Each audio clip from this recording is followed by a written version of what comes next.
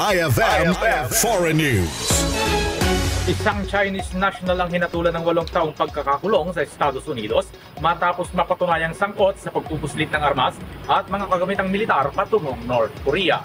Kinilala ang suspek na si Sheng Huawen na 42 anyos na tumanggap umano ng humigit kumulang $2 milyong mula sa mga opisyal ng North Korea para isagawa ang ilegal na operasyon. Ayon sa US Justice Department, si Wen ay pumasok sa Amerika gamit ang student visa noong 2012 ngunit nanatili sa bansa kahit pasuna ang kanyang visa noong 2013. Inamin ni Wen na bago pa man siya makarating sa Amerika, nakipagpulong na siya sa mga opisyal ng North Korea sa isang embahada sa China kung saan siya ay natasang bumili ng armas at teknolohiyang militar para sa kanila. Nahuli si Wen noong Disyembre 2024 at umamin ng kasalanan nitong Hunyo sa mga kasong paglabag sa International Emergency Economic Powers Act at pagiging ilegal na ahente ng isang banyagang gobyerno. Noong 2022 hanggang 2024, nakapagdala si Wen ng hindi bababa sa 3 container ng armas mula Port of Long Beach patungong China na kalaunay pinadala sa North Korea. Kabilang sa mga ipinuslit ay libu-libong bala, mga high-tech na kagamitan tulad ng chemical threat detector at iba pang sensitibong teknolohiya. Nadiskubre ring bumili si Wen ng negosyo sa Texas para mapadali ang bentahan ng armas at nagtangkang ipadala ang mga ito patungong North Korea sa pamamagitan ng China. Mariing kinundina ng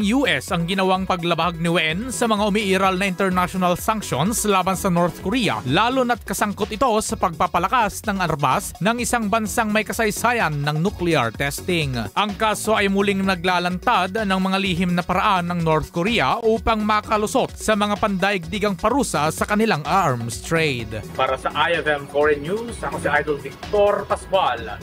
Idol! IFM News.